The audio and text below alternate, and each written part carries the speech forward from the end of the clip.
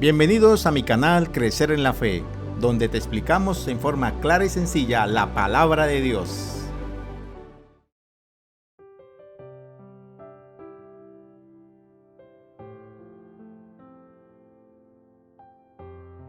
Crecer en la Fe presenta la escuela sabática Efesios, lección número 8. Vidas moldeadas por Cristo.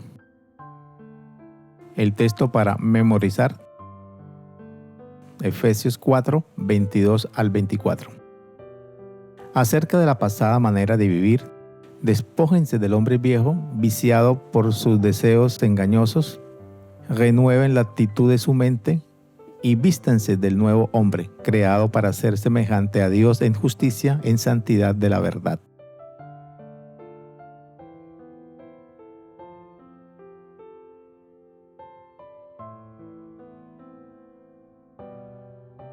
El apóstol Pablo, en la carta a los Efesios, en sus primeros capítulos explica muchos temas espirituales, los cuales estudiamos en los videos anteriores. Estos temas fueron los siguientes. Primero, la inclusión de los gentiles al pueblo de Dios. Segundo, la unidad de la iglesia. Tercero, la unidad del espíritu. Cuarto, los dones espirituales. Quinto, madurez y crecimiento espiritual. Sexto, la difusión del evangelio.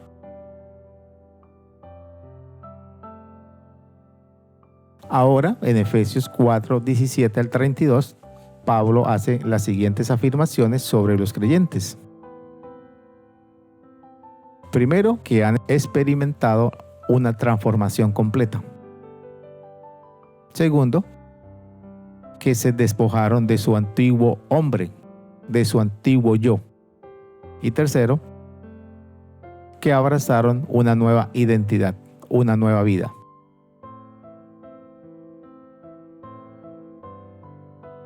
Y Pablo ejemplifica las anteriores afirmaciones en términos prácticos.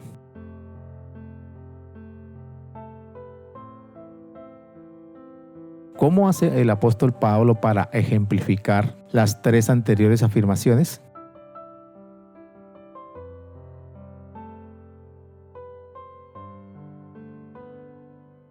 Pablo usa en sentido figurado el uso de la ropa humana. Es decir, todo lo anterior es algo parecido al cambio de la ropa o al cambio de la vestimenta.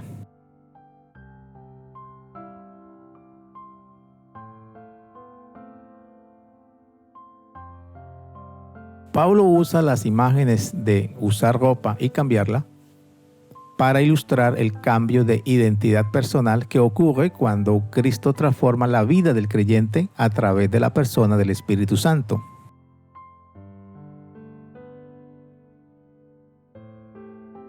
Unirse al cristianismo es como dejar un conjunto de ropa que constituía tu antigua identidad. Unirse al cristianismo es ponerte un nuevo conjunto de ropa que da la impresión a las personas que eres una nueva persona.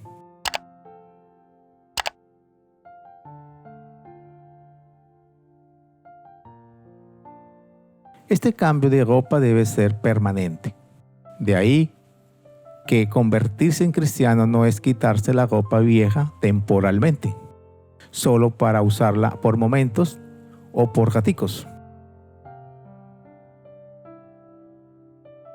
Cuando Pablo se refirió a quitarse la ropa antigua, se refería a quitársela, tirarla para siempre.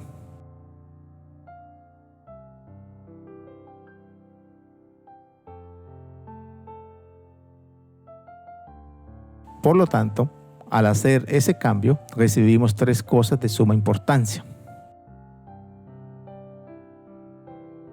Una nueva identidad, una nueva ciudadanía y una nueva vida. Estas tres cosas que recibimos es lo que el apóstol Pablo denomina una nueva creación.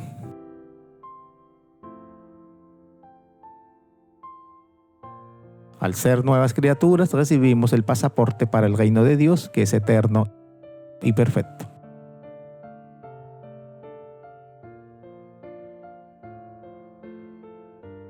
¿Sabes qué significa que recibamos una nueva identidad, una nueva ciudadanía, una nueva vida?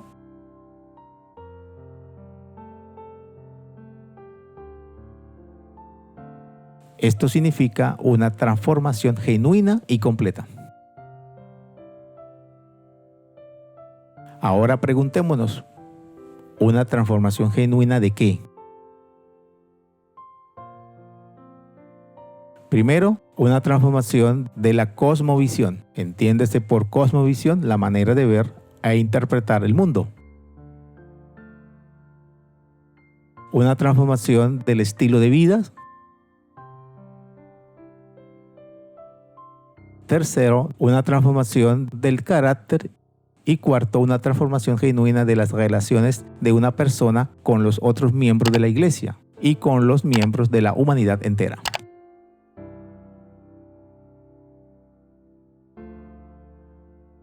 Pablo dice en su carta a los Filipenses, estando persuadido de esto, que el que comenzó en vosotros la buena obra, la perfeccionará hasta el día de Jesucristo.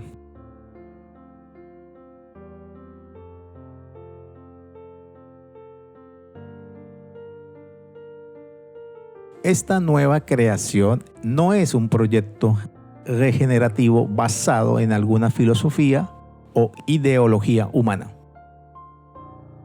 Esto es una obra de Dios, como lo expresa el apóstol Juan. Mas a todos los que le recibieron, a los que creen en su nombre, les dio potestad de ser hechos hijos de Dios, los cuales no son engendrados de sangre, ni de voluntad de carne, ni de voluntad de varón, sino de Dios.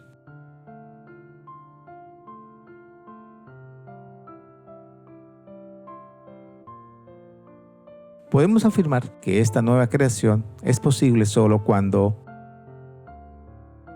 primero, cuando uno encuentra y acepta a Jesús. Y segundo, solo cuando uno permite que el Espíritu Santo obre en nuestra vida. Pablo así lo afirma en 2 Corintios. De modo que si alguno está en Cristo, nueva criatura es. Las cosas viejas pasaron. He aquí, todas son hechas nuevas.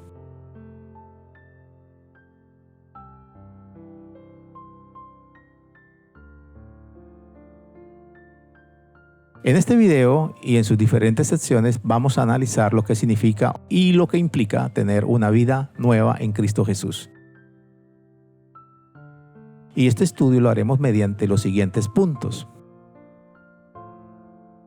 Primero, la espiral descendente del pecado. Segundo, un cambio de ropa dramático. Tercero, palabras llenas de gracia que unifican. Cuarto, el Espíritu Santo en la vida del creyente. Quinto, bondad, no amargura.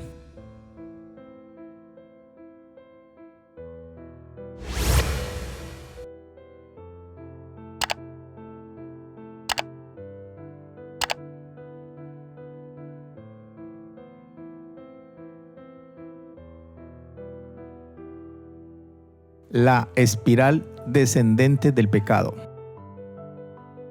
Efesios 4:17. Esto pues digo y requiero en el Señor, que ya no andéis como los otros gentiles, que andan en la vanidad de su mente.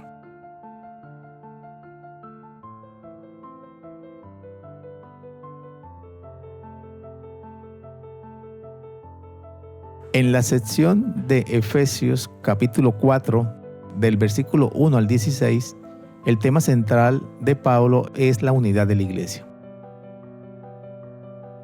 Solícitos en guardar la unidad del Espíritu en el vínculo de la paz.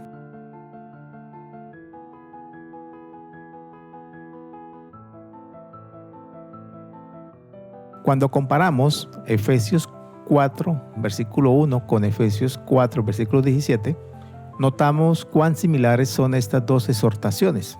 Veamos. Yo pues preso en el Señor os ruego que andéis como es digno de la vocación con que fuisteis llamados. Y en Efesios 4:17 leemos: Esto pues digo y requiero en el Señor, que ya no andéis como los otros gentiles, que andan en la vanidad de su mente.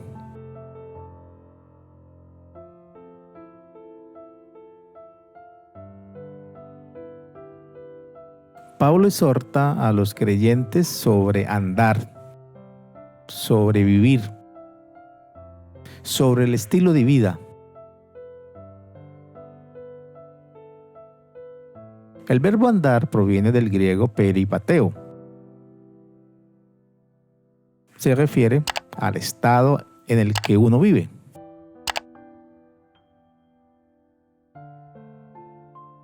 Como cristianos debemos andar como es digno de la vocación.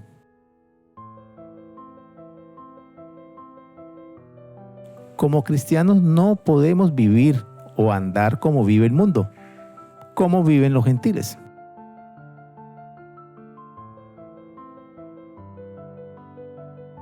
Pablo sugiere que la iglesia, es decir, el cuerpo de Cristo, está respaldada por su testimonio vivo.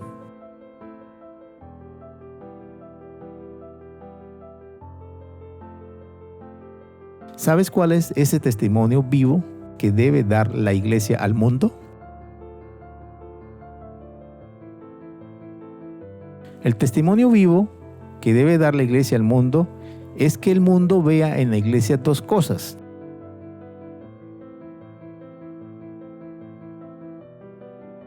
Primero, una iglesia unida. Y segundo, una iglesia con un estilo de vida muy singular.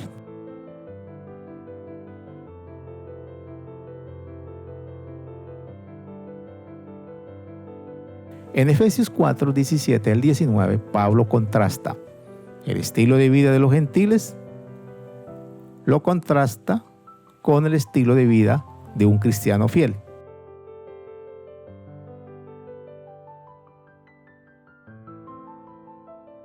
El estilo de vida de los gentiles se caracteriza por,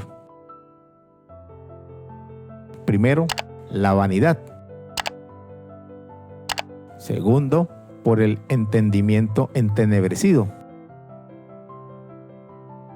Tercero, por ser ajenos de la vida de Dios. Cuarto, por la ignorancia. Quinto, la dureza de su corazón. Y sexto, la insensibilidad. Séptimo, por la lascivia o práctica sexual depravada.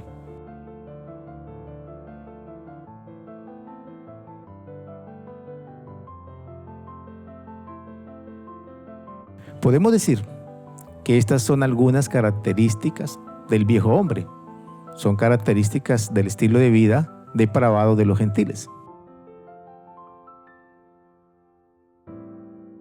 Y Pablo considera que las personas que entraron a la iglesia y que tengan una o varias de estas características, esto socava la unidad de la iglesia. Y esto socava el buen testimonio de la iglesia.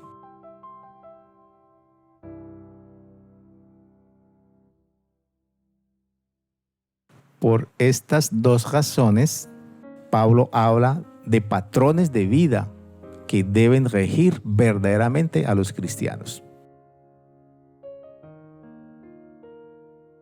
Es decir, Pablo habla del ideal del estilo de vida del cristiano. Leamos: Mas vosotros no habéis aprendido así a Cristo. Si en verdad le habéis oído y habéis sido por él enseñados conforme a la verdad que está en Jesús, en cuanto a la pasada manera de vivir, despojaos del viejo hombre, que está viciado conforme a los deseos engañosos, y renovaos en el espíritu de vuestra mente, y vestíos del nuevo hombre, creado según Dios en la justicia y santidad de la verdad.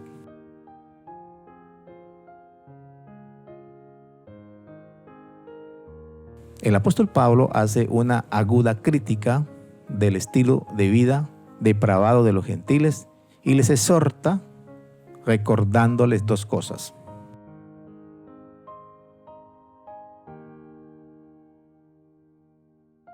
Primero, les recuerda que Dios tiene poder absoluto para redimirlos por medio de Cristo Jesús.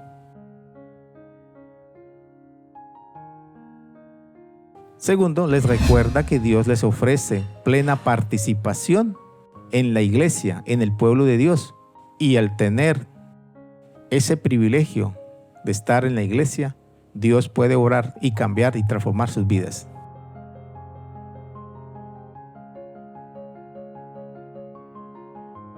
Esa aguda crítica del estilo de vida depravado de los gentiles, registrada en Efesios 4, 17 al 19, es una descripción limitada y negativa que hace Pablo a los gentiles en la carne.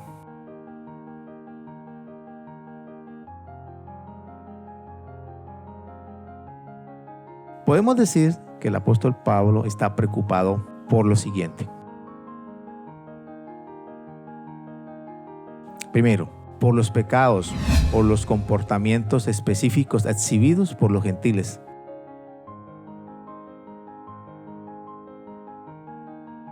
Y segundo, está preocupado por un patrón de comportamiento que exhiben.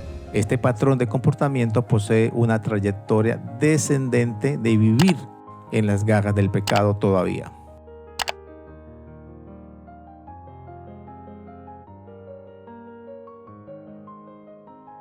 Podemos concluir que en el corazón de Efesios 4, 17 al 19 se encuentra un retrato.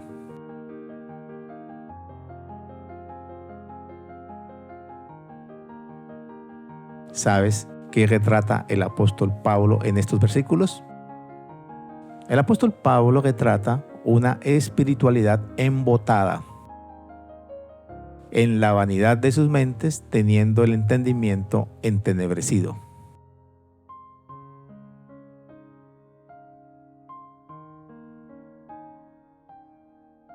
Esta espiritualidad embotada se caracteriza por ser insensible, por poseer un entendimiento entenebrecido, por dureza de corazón, por prácticas sexuales depravadas. Se entregaron a la desvergüenza para cometer con avidez toda clase de impurezas.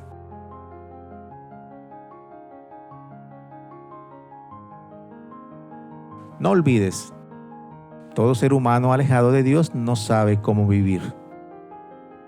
Y separado de su gracia salvadora, todo ser humano continúa en un gran espiral descendente de pecado y de depravación.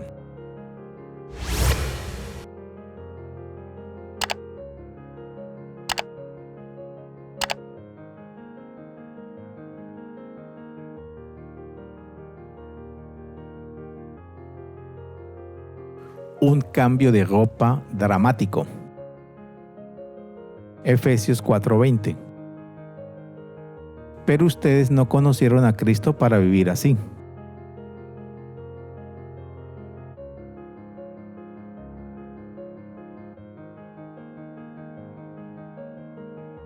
En la anterior sección del video observamos que el apóstol Pablo hace una descripción a los gentiles de sus características de su vida antigua o de su viejo hombre. Estas características son vicios o defectos que todo cristiano debe sacar de su vida. Entre ellas mencionamos las siguientes. Primero, la vanidad. Segundo, por el entendimiento entenebrecido. Tercero, por ser ajenos a la vida de Dios. Cuarto, por la ignorancia. Quinto, por la dureza de corazón. Sexto, por la insensibilidad. Y séptimo, por la lascivia.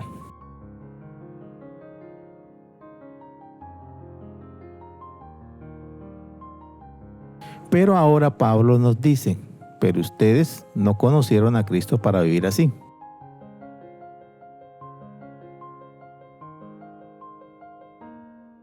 ¿Qué les está diciendo el apóstol Pablo aquí cuando dice, pero ustedes no conocieron a Cristo para vivir así? El apóstol Pablo está enseñando lo siguiente. Pablo presenta un agudo contraste con la vida del pagano y la nueva vida en Cristo.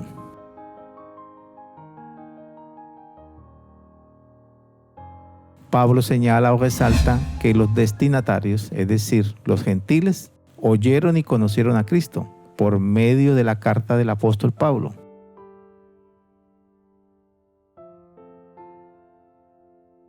Pablo señala que ellos fueron enseñados, no por un hombre, sino por Jesús. En Él, como dice Efesios 4:21, o por Él.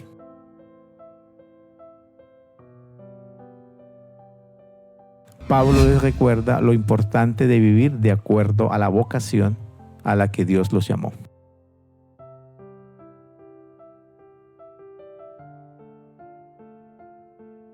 Cuando Pablo afirma, pero ustedes no conocieron a Cristo para vivir así, esto implica lo siguiente. Primero, aprender o conocer de Cristo no es solo saber algo acerca de Él.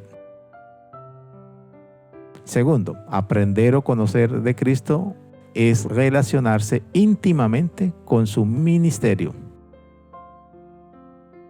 Tercero, aprender o conocer de Cristo es relacionarse íntimamente con la obra de sacerdote, profeta, rey, abogado y mediador de Jesús.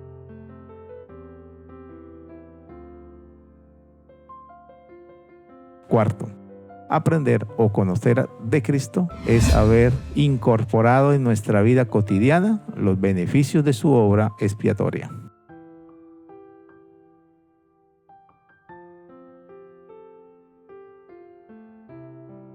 Cuando Jesús dijo, aprended de mí, Mateo 11:29, se estaba presentando a sí mismo como el ejemplo a seguir, no como el gran maestro, sino como el objeto único de nuestra fe y conocimiento.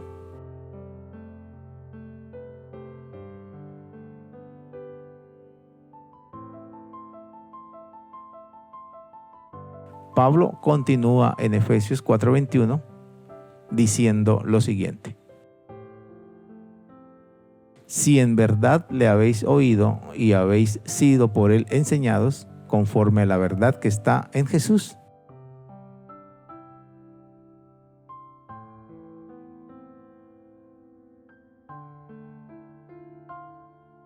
¿Qué está expresando el apóstol aquí?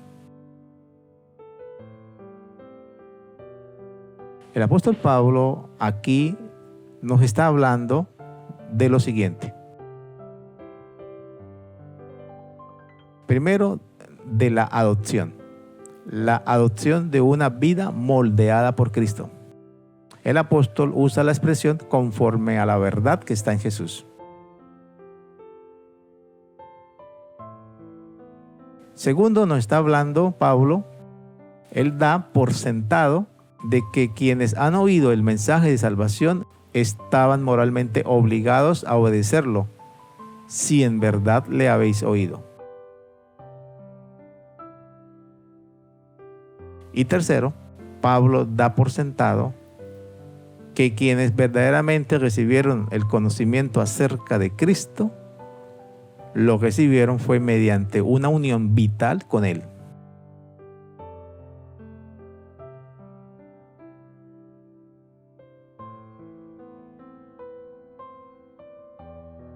Podemos decir o concluir lo siguiente. Para Pablo, tener fe es tener una conexión personal con Cristo. Tener una conexión personal y vital y real con Jesús puede describirse como aprender a Cristo.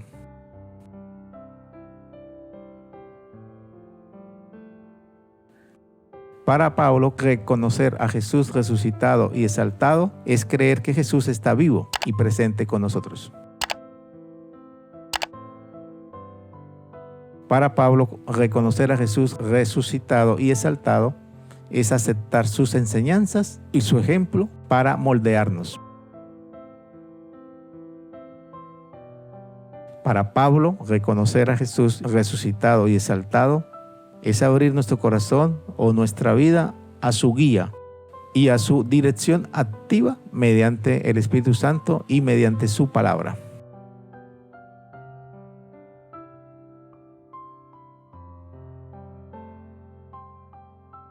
Ahora retomemos nuevamente la expresión una vida moldeada por Cristo.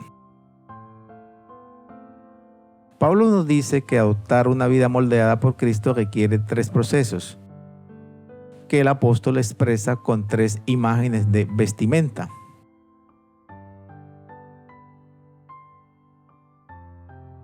La primera imagen, despojarse o alejarse de la antigua forma de vida.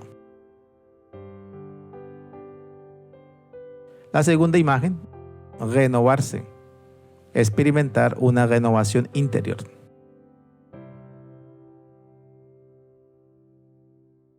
La tercera imagen, vestirse del nuevo modelo divino de vida.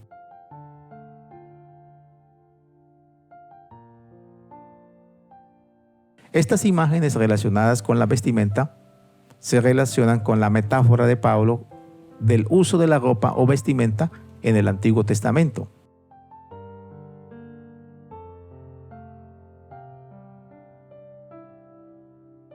La ropa, las vestimentas en el Antiguo Testamento eran símbolos de 2 cosas. Primero, símbolo de la pecaminosidad.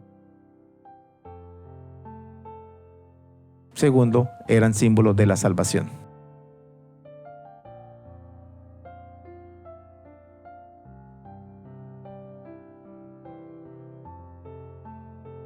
¿Sabes por qué el apóstol Pablo usó o relacionó el cambio de ropa o vestimenta para hablar del cambio de vida en Cristo Jesús?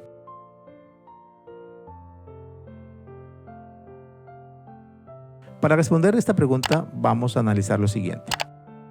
En la antigüedad, primero, los hombres usaban una túnica hasta las rodillas como prenda interior. No se usaba ropa interior como la que usamos nosotros hoy día. Los hombres usaban una capa o manto para ofrecer protección contra el sol. Tercero, del mismo modo, las mujeres vestían túnica y manto. Cuarto, las prendas de vestir eran preciosas y caras y se guardaban durante mucho tiempo.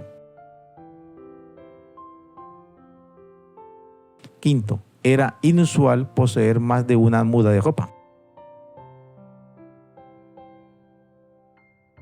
Sexto, la calidad y el estilo de esas prendas indicaban la identidad y el estatus del portador. Séptimo, cambiarse de ropa, cambiar una muda de ropa por otra, era un acontecimiento inusual e importante. No algo insignificante como en muchas culturas en la actualidad. Y octavo, Pablo imagina que el cambio de vida es tan notorio como lo hubiera sido cambiarse de ropa en ese contexto del siglo I.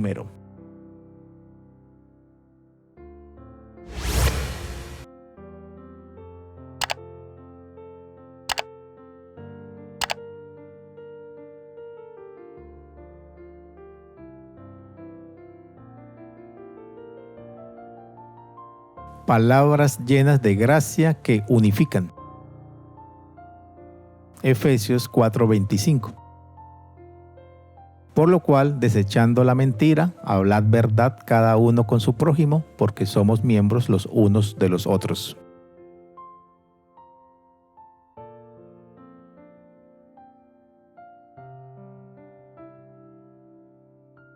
Repetidamente Pablo utiliza una estructura interesante al escribir Efesios capítulo 4.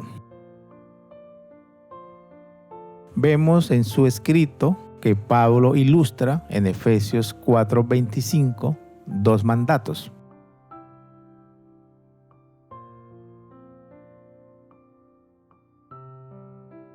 ¿Sabes cuáles son esos dos mandatos que se encuentran en Efesios 4:25?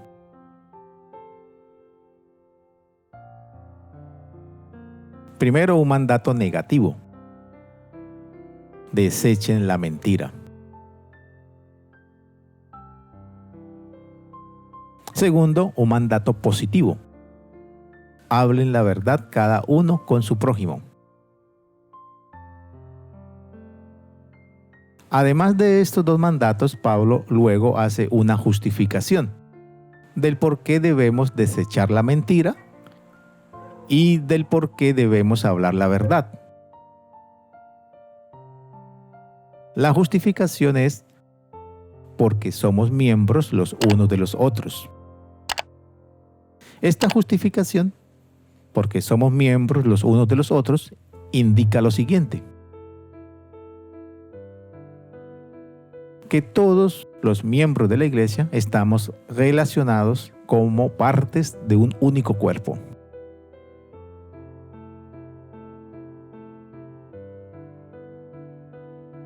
La exhortación de Pablo de su mandato positivo, hablen la verdad, no es una invitación a confrontar a otros miembros de la iglesia. No es un mandato para fomentar la discusión y la división en la iglesia. Con el mandato positivo, hablen la verdad, Pablo alude a Zacarías 8, que exhorta a hablar la verdad como forma de fomentar la paz y la unidad. Estas son las cosas que habéis de hacer: hablad verdad cada cual con su prójimo, juzgad según la verdad y lo conducente a la paz en vuestras puertas.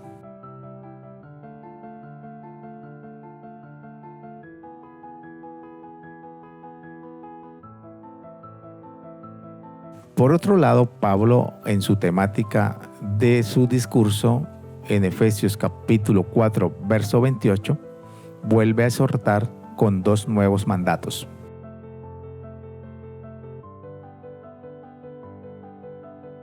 Un mandato negativo sobre los ladrones: el que roba, no robe más.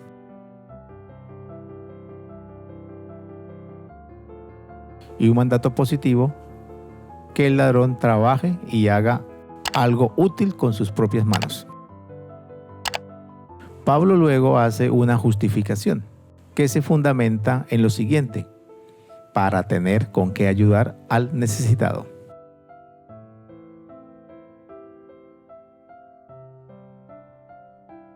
Quizás Pablo incluya aquí esta palabra acerca de los ladrones debido a la conexión que existe entre el robo y el discurso engañoso, entre el robo y las falsas enseñanzas.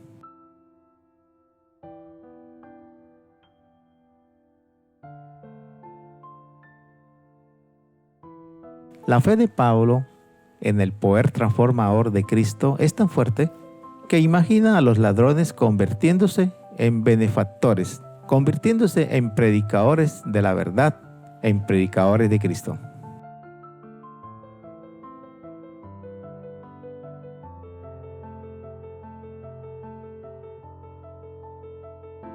Luego Pablo, en su temática de su discurso en Efesios 4:29, vuelve a exhortar con un tercer nuevo mandato,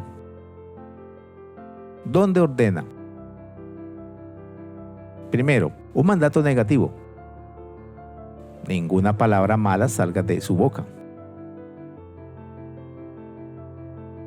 Segundo, un mandato positivo: que las palabras que salgan de nuestra boca sean buenas para la necesaria edificación.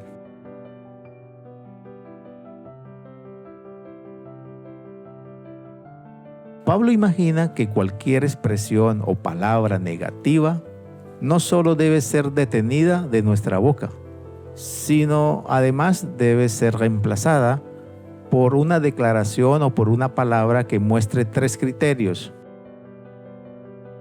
El primer criterio, que sea buena para edificar a otros. El segundo, que sea oportuna. Y tercero, que sea una palabra que dé gracia al oyente. Ojalá todas nuestras palabras pudieran ser así en nuestras iglesias, en nuestros hogares, en nuestros trabajos.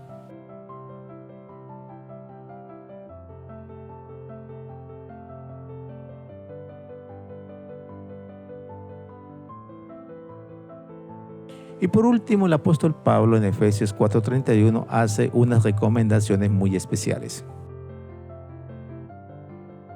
Quítese de vosotros toda amargura, enojo, ira, gritería y maledicencia y toda malicia.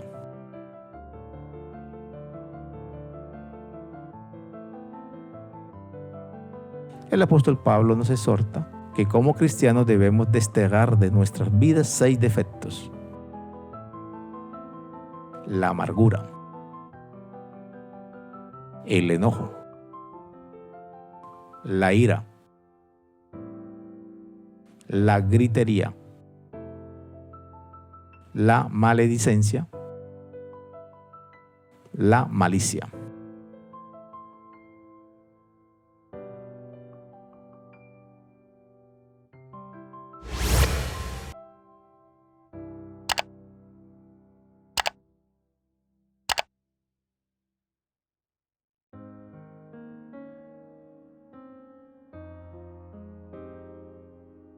El Espíritu Santo en la vida del creyente.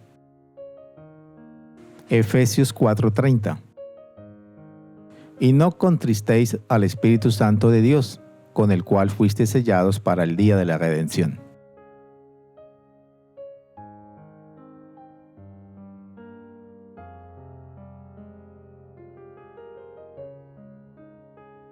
Pablo en Efesios 4:30 nos ofrece una advertencia. Esta advertencia puede ser, primero, desalentadora. Segundo, puede ser a la vez una promesa conmovedora. Los pecados que cometemos unos contra otros en la iglesia no son faltas menores. Los pecados que cometemos unos contra otros son de mucha importancia para Dios.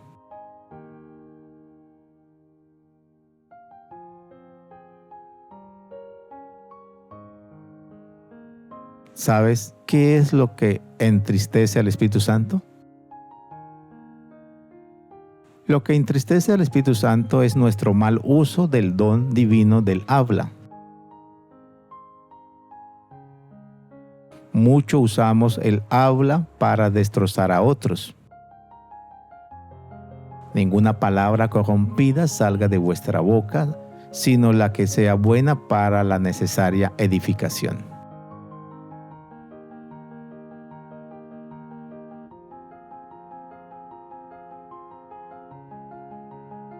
El apóstol Pablo en Efesios 4:30, y no contristéis al Espíritu Santo de Dios, con el cual fuisteis sellados para el día de la redención. Aquí Pablo nos hace primero una exhortación y segundo una promesa. En cuanto a la exhortación, Pablo nos exhorta diciendo: no contristéis al Espíritu Santo de Dios. Aquí el apóstol usa el texto del profeta Isaías para acentuar una seria advertencia. Sin embargo, los israelitas fueron rebeldes y entristecieron a su Espíritu Santo. Por eso se les volvió enemigo y él mismo peleó contra ellos. El verbo contristar proviene del griego lupeo, significa causar dolor, causar tristeza. Este imperativo griego puede traducirse: no sigáis contristando, o dejad de contristar al Espíritu Santo.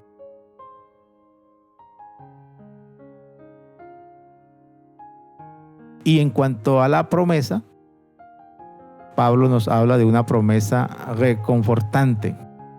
Pablo afirma que el Espíritu Santo sella a los creyentes desde el día en que aceptaron a Cristo hasta el día de la redención.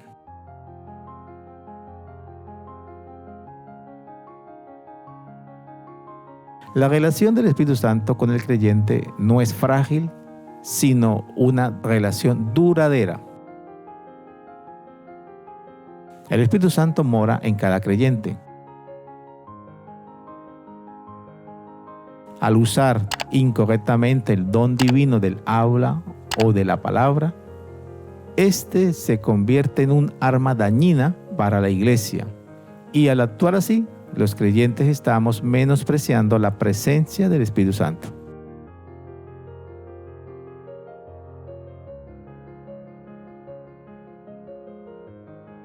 Aun cuando usemos nuestras palabras para herir, para hacer daño como armas, el Espíritu Santo no se va, sino que se entristece.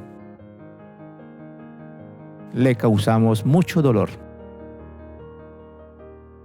El Espíritu Santo tiene la intención de permanecer en los creyentes.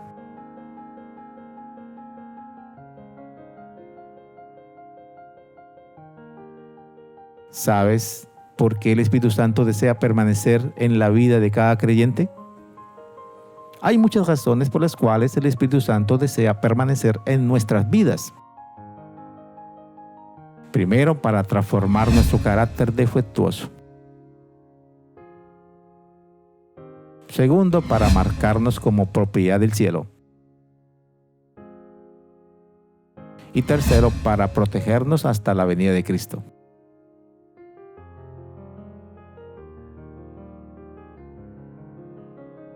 La recepción del Espíritu Santo en la conversión es garantía divina de que el creyente es aceptado y que la aprobación celestial descansa sobre su elección y descansa sobre su vida cristiana.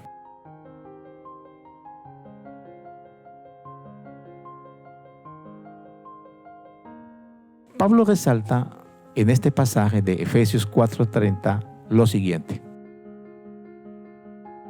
Primero, el carácter personal del Espíritu Santo. La personalidad del Espíritu Santo está aquí claramente definida. Solo las personas pueden entristecerse. Y segundo, Pablo resalta la plena divinidad del Espíritu Santo. Pablo así lo expresa: el Espíritu Santo de Dios.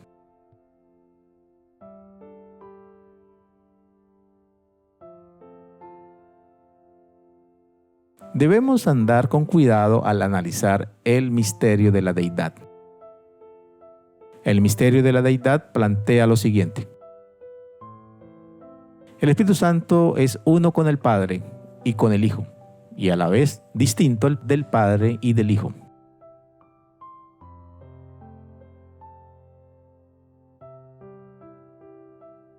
El renombrado escritor y teólogo Paul Pettersen escribió lo siguiente. El Espíritu tiene su propia voluntad y por lo tanto toma decisiones. Podemos entristecerlo y blasfemar contra él. Esas expresiones no son propias de un mero poder o influencia, sino que son características de una persona. ¿Es entonces el Espíritu Santo una persona como tú y como yo? No. Usamos terminología humana limitada para describir lo divino. Y el Espíritu Santo es lo que los seres humanos nunca pueden ser.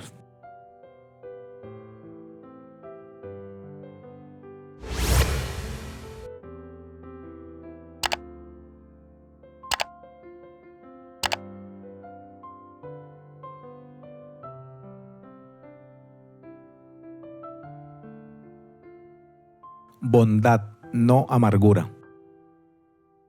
Efesios 4, 31 y 32. Quítense de vosotros toda amargura, enojo, ira, gritería y maledicencia, y toda malicia. Antes sed benignos unos con otros, misericordiosos, perdonándonos los unos a los otros, como Dios también os perdonó a vosotros en Cristo.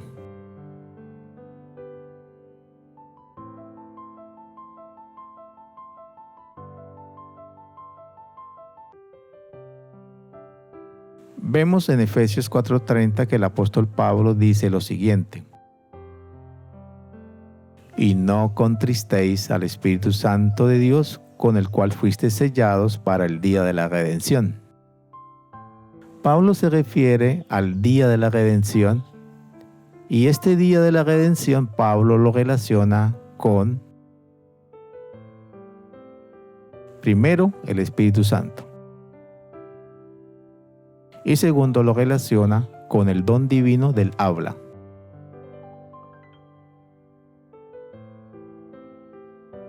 Pablo invita a sus lectores a considerar el uso de la palabra o del habla en el contexto de la segunda venida de Cristo, es decir, el día de la redención.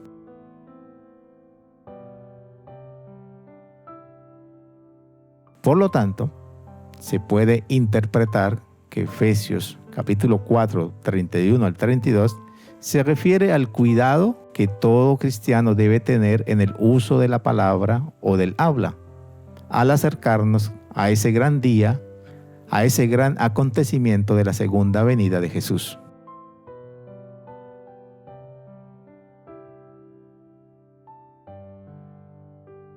A la luz de la venida de Cristo, ¿qué actitudes y comportamientos relacionados con la palabra debemos descartar? ¿Y qué actitudes y comportamientos debemos adoptar?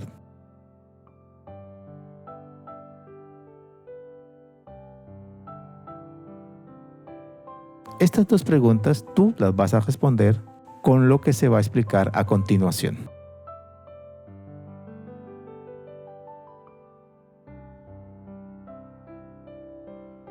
En la exhortación final de Efesios, capítulo 4, del versículo 17 al 32, Pablo vuelve a dar un mandato negativo y un mandato positivo.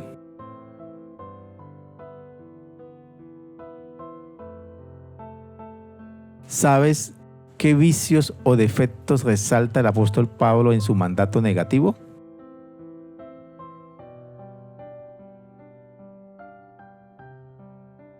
Este mandato negativo identifica 6 vicios o defectos de los que deben librarse todo cristiano que realmente sueñe con morar en el reino de los cielos.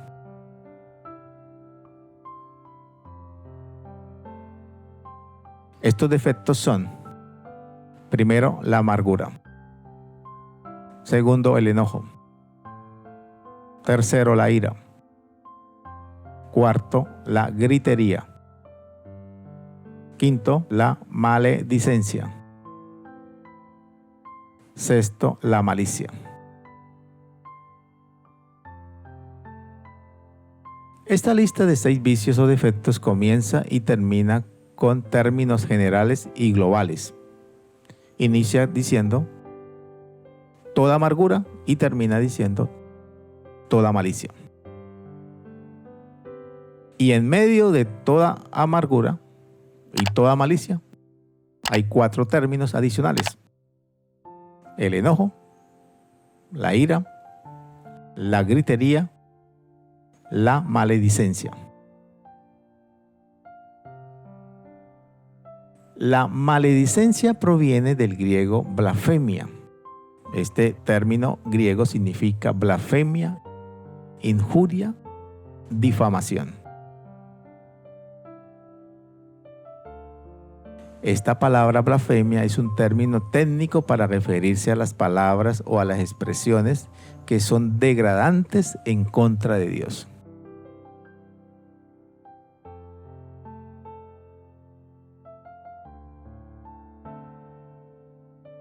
¿Sabes por qué Dios a través del Pablo nos invita a abandonar esta lista de 6 vicios o defectos?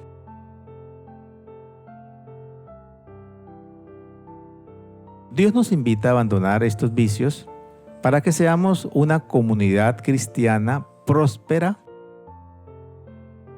poderosa y unida. Sin embargo, la maledicencia no debe suprimirse, sino reemplazarse.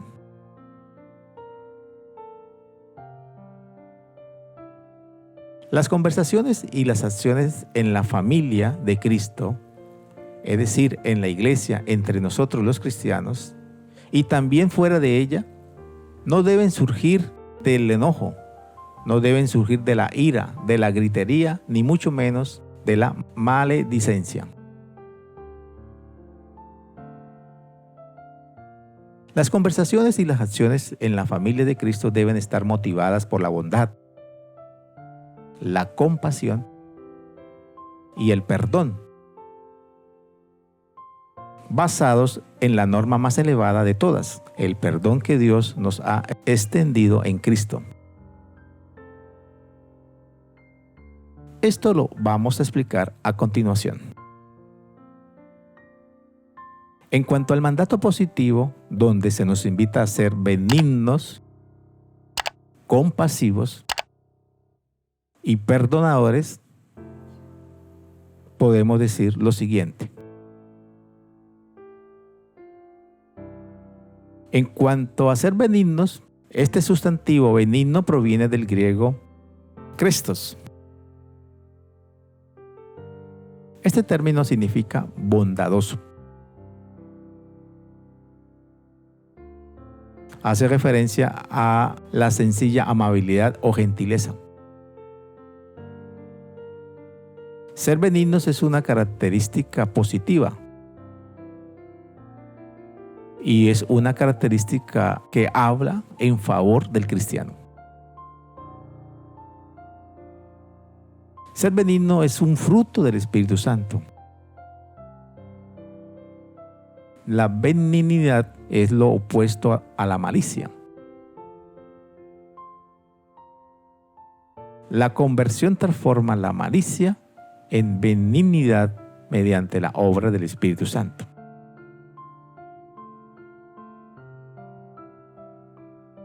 En cuanto a ser compasivos, el sustantivo compasivo proviene del griego eusplaginos. Significa misericordioso, compasivo. Un creyente compasivo considera con ternura las debilidades y las necesidades de otros.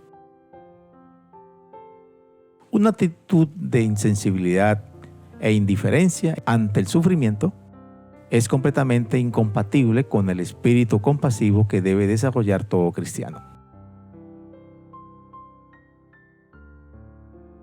Y por último, en cuanto a ser perdonadores,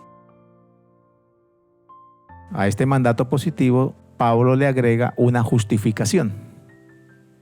Y la justificación es que los creyentes deben perdonarse unos a otros, como también Dios los perdonó en Cristo. El espíritu perdonador es mucho más que un ideal. El espíritu perdonador es mucho más que una virtud. El espíritu perdonador tiene que ver con tomar una decidida actitud del corazón y de la mente de estar dispuestos para perdonar.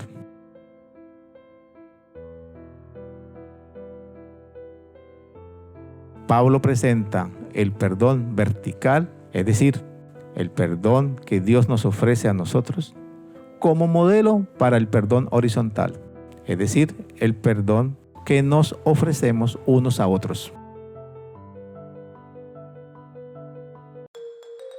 Crecer en la Fe les invita y les motiva a seguir estudiando las Sagradas Escrituras a través de este material. Y recuerda suscribirte a nuestro canal, comentar, compartir, activar la campanita y darle like. Esto será de gran ayuda para el crecimiento de nuestro ministerio y así poder llegar a muchas personas más. Gracias por tu apoyo. Dios te bendiga.